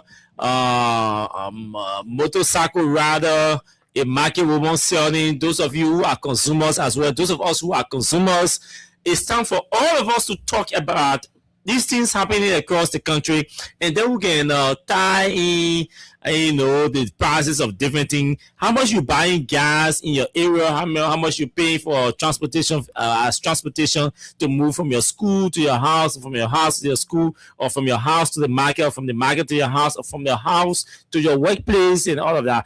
Let's talk tonight. Let's know what's happening around you. Today is Thursday. It's our last presentation for this week. And so we're taking our break for the week, and we'll be back next week. So let's talk. Let's know how you feel about your government. Is the government performing to your expectation? Are you pleased? Is there any hope? Do you have any hope that the government is going to maybe adjust or upgrade or make some changes or make some progress in this year when 3 months already gone in the first quarter of this year? What are your hopes? What are your thoughts? Is there anything to hope for? Is there anything to hope on? Has the government giving you any reason to believe that something positive is going to happen in the next 9 months of this year? Let's talk these issues. Jenkins Morris will lead the call-in process. beginning about that. Before that, 0776 104 104 0886 500 104. The WhatsApp number is active on +231 886 500 104. Junkies Morris, let's take calls. This call on line 1. Your name and you joining us from where? Yes, my name is Alvin G. I'm Johnny. You're from Brooklyn. This is number 4. What do you want to talk about tonight? Gasoline price, transportation fare, food price. What do you want to talk about? The transportation fare. I'm paying $400 for the registration there. Before it used to be $350. So there is $100 added to the price. $50. Is that $50 $50? added to the price. Oh, you said $400. Okay, so that's $50 added. $50 added to the price. That's the issue. Go ahead. We are listening. Go ahead. You see that government always it is a calamity that we as French we brought upon ourselves. It is a disaster that we brought upon ourselves. Team brought up the opposition. Now you got nothing. He's not able to bring to the table nothing strange. He's living by the past government, the government that is left there, that in the past year, now they're making more. So, school of person, we are initiated doing it down. 4 counties, Bo, Nima, Magidi, and I'm going here. That is government school. Thank you. Let's hear others. Thank you. Let's hear others. And go to line 2.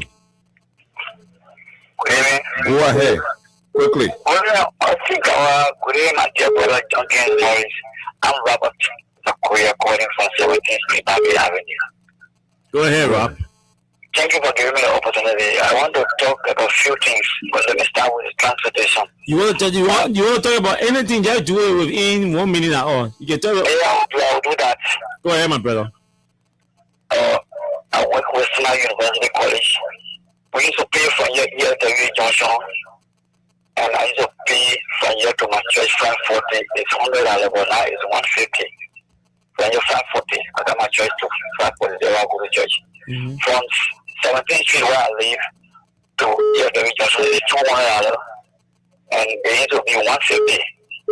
And from here to Junction to Fly Junction only to Baptist Terminal, we used to pay $100. But now it's $150. To go in there is $150. So altogether it's $900 to go and come back. We used to pay $700 to go and come back, but now it's $900. And you say the other thing I want to talk about, as far as concerned this government, all those people they are all incompetent, including the president. They does not know anything, no contact anywhere, nobody know them anywhere. There are a bunch of people that want to look at and rule this country. When you hear them cry or a riot because they wanted to steal from the people and they continue stealing how they go to the Guinea, now we're in another mess.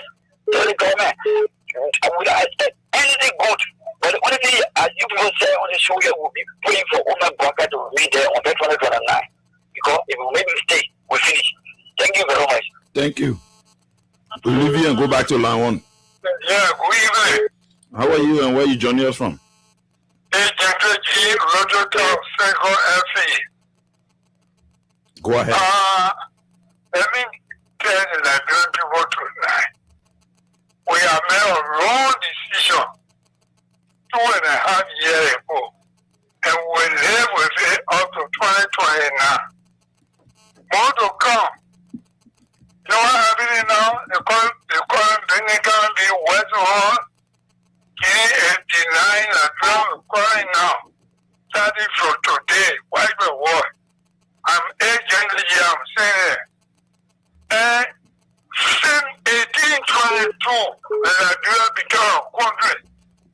We are the president, our offering our numerous country include on our land. If you are now a president, then your material and the people force you as a result. We look for it.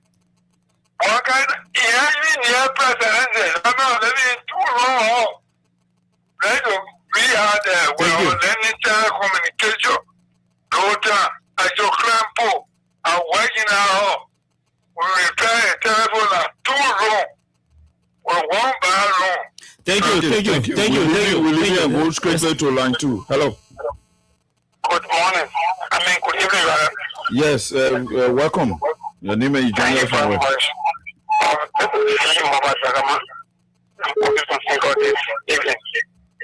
Let's hear you, my dear brother. I'm seeing Mobile Sagaman. No, go ahead. Let's hear you. What the issue talk about? Speak on the issue of the transportation fare. Gentlemen, you know this government is a complete 419 government. Why say so?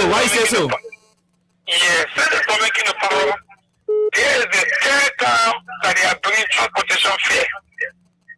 And none have ever been implemented. These guys are always in the habit to say they are bringing transportation fare, but the implementation aspect, they don't know it at all. They just have paper. That means they have paper. No drama will have it, and nothing will happen. But the general question one thing, this government has proven to it is so good for me. I'm so appreciated because all that we serve is a living God. He never lied. These guys came to the presidency by life. I tell the people, they were the most sophisticated, well-connected internationally in the previous administration. Now when they come to power, all will be well. But today, like right now, know the difference between President George Bernard Weah and Josiah Yima Parker with a 42 years experience. We are in total disaster already. Total disaster. Nothing is going on, no development, nothing. The only thing you see is the increase of poverty in the life of Nigerians every day. Children are not going to school. You go to GSK, you just spend 1 day. The money will catch you. They even more than other parents or parents or the right here. These are just outside in this country. So for me, I'm not surprised. I knew these were things that were going to happen. But only those are surprised, those are when people that said that President Parker had it for the 2 years, so he could cheat things. 23 years was born, he cheated. All right. Thank you. Let's go to the international number and speak with a few of you from the diaspora. Who should be here? City Geeks? Go ahead. Let's hear you. Hey, Austin, thank you very much. His name is Gigi Tubawaido, and I want to say thank you for the show today. Austin, what is on my mind is the capital building thing and the former minister Samuel Tuay issue. You know, I know that the people probably, the government not win the case with Samuel Tuay because we see what happening, right? Similar thing with capital building. You're one of the journalists that cover the capital building. Every evening you come on the show, share everything that is happening from courtroom procedure, everything that is going on. Yeah, everybody know. So now we're seeing that the government is beyond Minister Tuay, trying to get the people to probably serve time or do what they're supposed to do. But these things will not happen because they don't keep records of these things. And they're just trying to go after the guy for no reason. Because of what we're seeing. But if you can put the evidence together, probably prosecute the people and get going after them. And look at when President Barker just took over. The cars that President Barker bought immediately. Up to now, the government is not even looking into those cases. And did I even go to PPCC? People that they're not even looking at it. Capital building case again. They burn the capital building by Liberian people.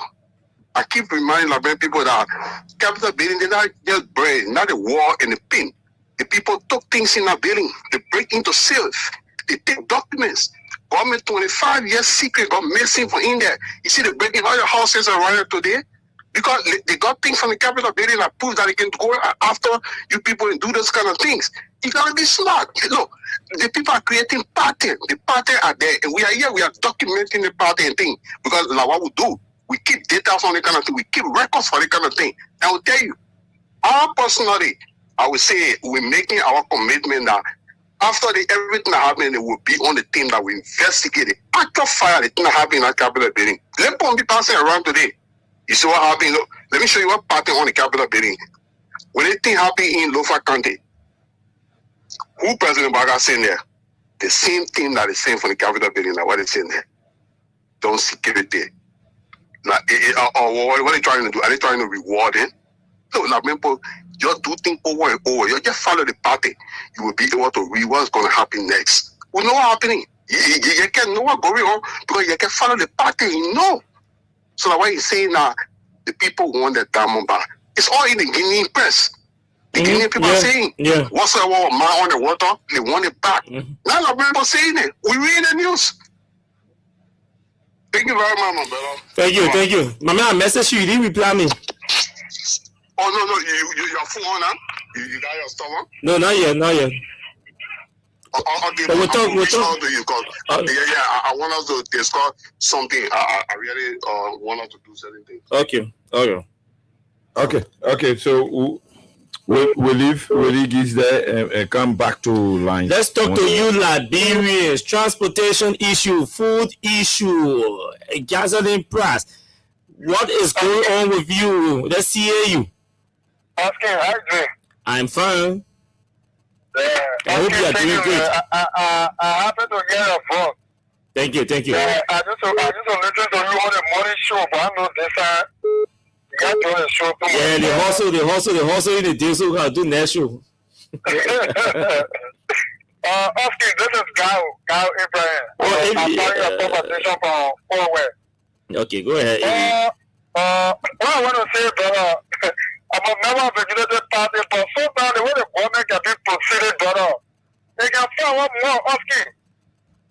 Look, the government took the transport ministry and gave to LTMI, right? Correct. So why the government can take the electricity and give to private sector also? To make sure that we have stable electricity across the country. Which sounds salient. Very salient indeed. Yeah, because we have been calling for the privatization of our electricity. To avoid the e-effectiveness and e-proficiency. Yeah. So if we could easily do it for the Ministry of Transport, why is so difficult for us to do it for LDC? Yeah, that is the contract for LDC and go to private sector also. You be taking people, LDC that cow. Okay, the Labrador electricity, they get serious money to go to that place. Yeah, the transport ministry, I get serious money people there. They take it for that go to LTMI. You know the government sometimes they proceed one way asking Kawa, brother. That's true. So that's someone who can be regretting what voted for the government. Although they're doing some good things, when you're doing the same one thing, like we're criticizing the real administration, then some of us sometimes will begin sad, brother. Then we can just be thinking, oh, no, that we are there one time. Thank you, my brother. The thing is, former president, when you can't do the same thing. Okay. Thank you. I'm not going to stick it to some of all. We listen to you every day. We've been following yourself, former president, we are there, and also now we stay following you. Thank you so much for the show. Thank you, my brother. We'll leave it there and go to the international line. Musa Brown, go ahead, Musa. Let's hear you. And take Musa from. Yeah, Austin, how you doing, man? And how you doing to the co-host? We're fine. Fine, Obo. Yeah. Okay. Austin, your line on now? No, my line is not on. That you okay, but you put it on. You need to call me. Okay, straight to the issues. Austin. I mean, look, Austin, the last caller just said, in this country that we're in America, government is providing jobs. But there are jobs that government is not providing. 2/3 of the people that work in this country, this great country in America, that works in the private sector. Yeah. Companies, like electricity, is taken care of by private companies. Companies that give you. Just like the last caller said, if our government said that the road to build the road from Simple Bridge to Bow Waterside, the people must build a road 10 miles and put a toll booth to be collecting toll, so that they will be able to complete the remaining part of the road to go towards the Bow Waterside. I think if find a private company and get an LDC, they can build a hydro and get in 25 years or 30 years. That hydro can supply current electricity for our entire country that will not have electricity shortage, and then they can get their money the same way. Because on the road, they will have 3 toll booths on the road. One to Simple Bridge, one to Clay, one to CA.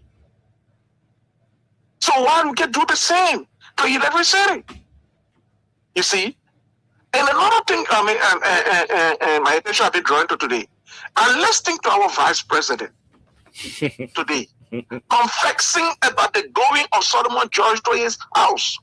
This is the man that Prince Johnson visited his office to sign a document. He offered him 5,000 to let Prince Johnson give it. This is the man that has stood on the podium and saying that Solomon George went to his house, he ate food there. Solomon George left his house, started texting him and calling him to inform him that since he left his house, he has not been feeling well, he has been sick, he didn't pick up, he didn't respond, he didn't call back until Solomon George died.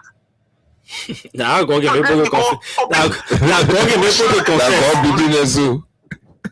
Yeah. To go sign book of Fondorian. And he go to that too. I mean, this is about time. Yeah. There's nobody talking about that. Instead talking That mean the man plans a spell. So, yes, that is said really on the podium. So now we call it all Gregory Coleman to invite the vice president for questioning. Because the vice president say they're not someone, they're not AR say it. They're not Facebook messages say it. They're not they say.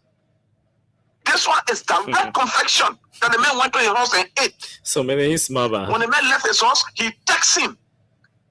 He called him. He didn't pick up. The man text him. Say I left on your home VP. The food I ate them are being sick. I'm not being well. It is about time that our government could be serious. Look, it's serious. The man has to be calling for question. Yeah, it's serious. This is total confession. But you know why? Money, you see, poverty is bad. The children, the family people of Solomon George will not go there because yesterday I saw the post of Solomon George going to talk to Joseph Boakai. You think Joseph Boakai will pay attention to you? The children, I don't know, they can't understand. You left sentiment carry you. Solomon George in his grave, the place he landed, he regret a second of what he did. And let me say this to you. I'm telling you. Before he died, he and myself, we had one-on-one conversation, and I can assure you, wherever he is, I'm saying the truth. Solo regretted all of his actions. Yeah, I mean, he regretted. I told you, man. You are my man too, boy. Yeah. I think say something to the point we have not met. So I mean, what we're saying is that you see how Liberia is retrogressing. Hey man, there's people like Guinea supposed to take oil from Liberia, my people, and they put it on news. Yeah. Hey man, but you see why? When the men of God spoke, the United Party caused him. The thing when they say calamity, that disease coming, that Ebola or coronavirus, wait, it's creeping. The men said that Liberia will eat, sin. They thought a physical sin. But we reach the reality coming and we set in.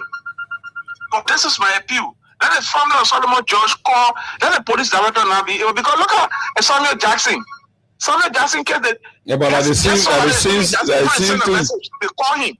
situation.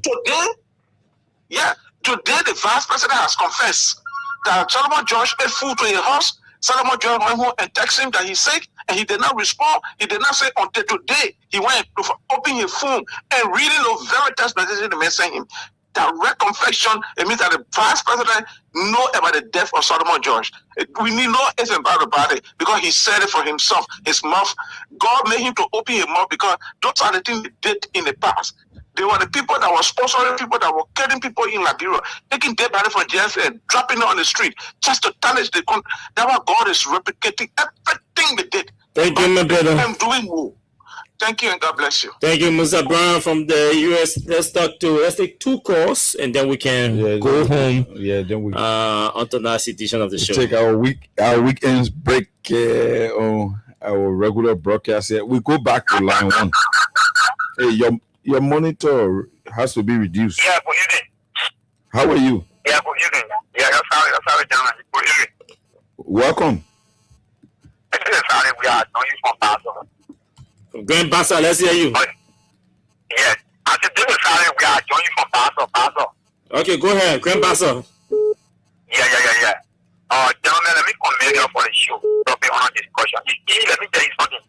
When it comes to the transportation issue, you see our government, because they are responsible, they will always give people cheap.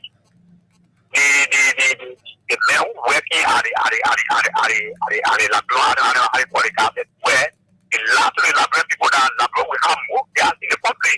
So let me tell you something. The government is look there when you want answer. You know, when you want a lady answer, you will laugh to the lady, but after you laugh to the lady, when the lady comes to the house, don't laugh to her again. And that's what they doing to us, my brother. The government still getting power, they get lying all around. Things that they're not doing, that they want to get on the media, they're doing. So, my brother, the people, they're not serious. So, government are just come to power, everything that they do, they get lying. Mr. Waka travel all around the world. Never been nothing to the country. When you come out, you stay and it's agreement with different government, with Chinese government, with American government. Nothing we just, I don't know what government we just put in power. So, yeah, people just suffering. People who got with Germany, we are coming from Italy, they will come and pull up on the street. Let it look out now, so your men enter the country now, they go nowhere. See, this kind of thing Thank you. Thank you. We'll leave you there and take our last caller on line 2. Hello, your name and where are you joining us from? Yeah, brother, how are you? This is Lawrence from Fati. Go ahead. Yeah, I want to talk on the issue that going on in Lofa. Yeah. Thomas Farala, not representing this country. Not need to be taking place. Because they're talking about the third quarter. The fact thing, the fact is give it more in the 2 days. What would you think Thomas Farala? Thomas Farala representing, so you more in what they pay, less more in what they pay, not representing. Thank you. Thank you. Where you at? Junkins, we have to go. Yeah, Austin. To our callers, thanks for calling those that were able to get you. Thanks for calling those who were unable to get you. We say keep trying. Next time we'll be here on Monday with a fresh edition of the program Freedom Hard Talk here on Freedom FM 87.9. This evening, the Thursday evening, as we take our break, my name is Junkins Morris, and I'm here with. Okay, so folks, we let's see. Sarah Tule, Junkins Morris, you have to send your number to Sarah Tule. She keeps she said, Junkins, you have to send me your number. Send a number to me. I want to send you something. I don't know you, but God wants me to. That's how God lays on your heart, on all men's heart to bless others. So Junkins will send you his number. Mohammed Fode, thanks to all of you for following tonight. John Miller, Timothy Gia, Favor Morris, Austin Stanley, Harris City, Ambassador Thomas, Edison Blambo, Rosetta Sankali, all of you, welcome. Thanks to you for following tonight. Abu Bakar Saw from West Point, Rhonda Morris, all of you, Augustine Musa, Kung Jason Joseph from Nuku Town, where Wendell Nimle comes from and knows better than anywhere in Liberia. Mohammed Masakwe, welcome to the show. You won't respond, no way. Amanda Double, Ruby Kane, Jacob K, Marco, Momo, Wookie, Davis, all of you. Thanks to all of you for following the show tonight. Sarah Harris and Brandy Dennis. It's good. We're taking our weekend break. No one to hope on nobody. And hopefully, by God's grace, we shall be back next week. But until then, do have yourselves pleasant moments in your respective areas. My name is Austin Kawa. Junkins Morris was here. And together we shall be back here next week. Good night. They delay, people suffer. No work for people crying for hunger. Look at. Your vision and your mission, your intention to the nation.